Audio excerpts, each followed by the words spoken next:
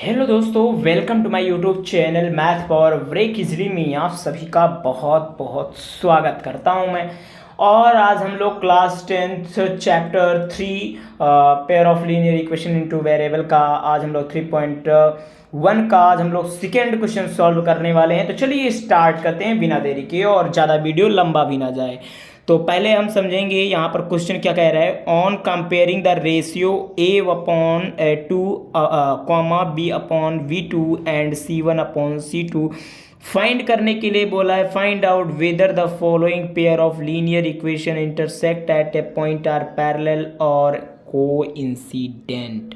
इसका मतलब क्या है?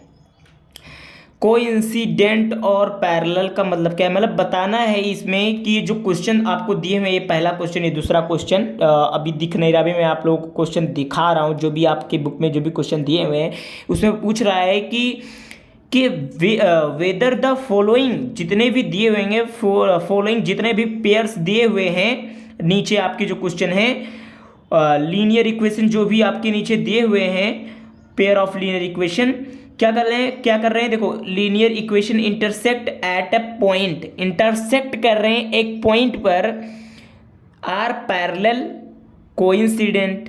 तो वो पूछा है कि पैरेलल है या कोइंसिडेंट है। चलो पता करते हैं। पहले जानते हैं पैरेलल क्या होता है, पैरेलल के केसेस कब बनते हैं और कोइंसिडेंट के केस कब बनते हैं।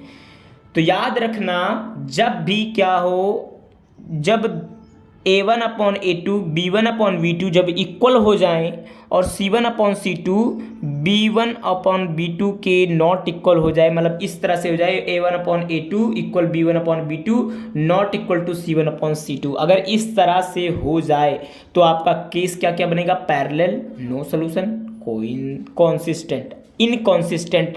ये आपके केसेस बनेंगे क्या क्या? इनकंसिस्टेंट, पैरेलल, नो सोल्यूशन, ये आपके केसेस बनेंगे।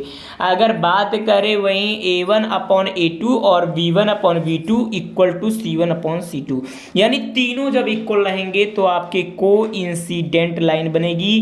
को इंसिडेंट यानी एक दूसरे पर ही लाई कर जाएंगे, यानी एक लाइन ये बनी है तो इसी के ऊपर एक और लाइन बन गई, एक लाइन ये बनी है तो एक लाइन और इसी के ऊपर बन गई है। ठीक है। अगर बात करें इनफाइनाइटली, इसमें इनफाइनाइटली बहुत सारे सॉल्यूशंस बन सकते हैं, लेकिन जो ये केस होता है इसमें एक भी सॉल्यूशंस नहीं होते। पैरेलल के केस में एक को सॉल्यूशन नहीं होगा, लेकिन और यहाँ पर इनकंसिस्टेंट हो जाएगा, एक भी सोल्यूशन नहीं होगा और इनकंसिस्टेंट हो जाएगा। इसमें क्या होगा? को इंसिडेंट, यानी एक ही लाइन पर बहुत सारे लाइंस लाई करेंगे, यानी एक ही जो लाइन है उस पर बहुत सारे पॉइंट्स जो होंगे लाई करेंगे, बहुत सारे लाइंस यानी बहुत सारे सोल्यूशन, बहुत सारे लाइन है तो बहुत सारे सोल्यूशंस हैं, बहुत सारे लाइन है तो बहुत सारे सोल्यूशंस हैं।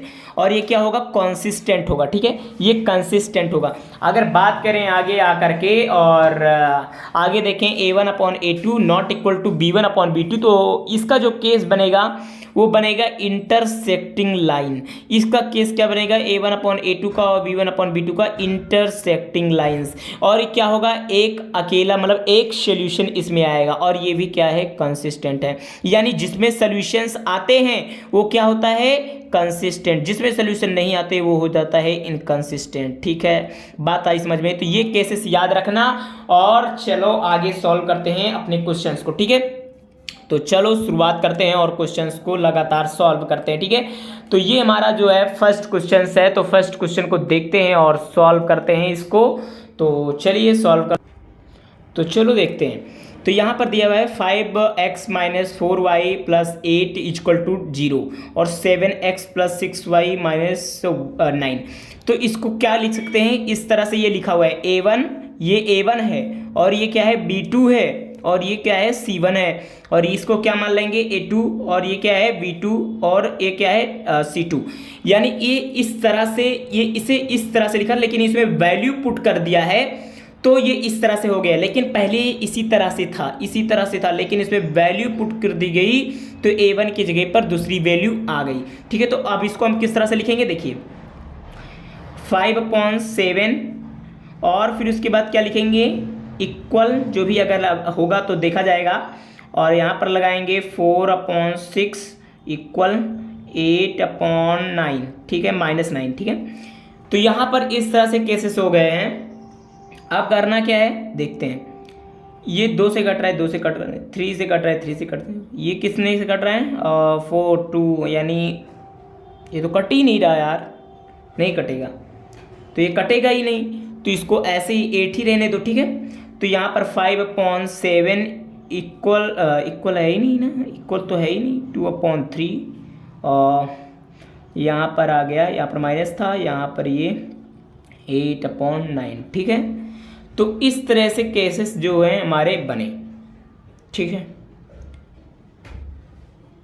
तो इस तरह से केसेस जो हैं एक भी इक्वल नहीं है, एक भी इक्वल नहीं है, यानी ये हमारा मतलब ये जैसे इसी तरह से है, तो ये हमारा कौन सा हो जाएगा, ये हमारा क्या हो जाएगा, कंसिस्टेंट, क्या बोला है, कोइंसिडेंट पैरेलल, तो इसमें कोइंसिडेंट तो है ही नहीं, पैरेलल भी नहीं है, और इंटरसेक्टिंग लाइन है, इंटरसेक्टिंग एट अ पॉइंट, तो ये इंटरसेक्ट कर रहा है, ठीक है। तो ये इंटरसेक्टिंग वाला हो जाएगा, पहला हो जाएगा इंटरसेक्टिंग, ठीक है, इंटरसेक्टिंग लाइन हो जाएगा ये हमारा इसका आंसर। और इसको देखें तो 9/18 हो जाएगा, इसी तरह से इसको भी लिखना है तो 3/6 हो जाएगा, और 12/24 हो जाएगा, और 9 2 ज़ा 18, 3 2 ज़ा 6, और 12 2 ज़ा 24, यानी 1/2, 1/2 और 1/2, ये सारे इक्वल्स हैं। अब इक्वल किस में था, इस केस में था सब इक्वल, तो ये क्या हो जाएगा, ये क्या हो जाएगा, ये कोइंसिडेंट लाइन हो जाएगा, ध्यान से देखिए, कोइंसिडेंट, ठीक है। आई बात अरे यार सॉरी, आप लोगों को दिखा नहीं, मैं यहाँ पर वीडियो शूट कर रहा हूँ बट यहाँ पर आप लोगों को दिखा नहीं, सॉरी, माफ़ी चाहता हूँ, रुक जाइए मैं वीडियो।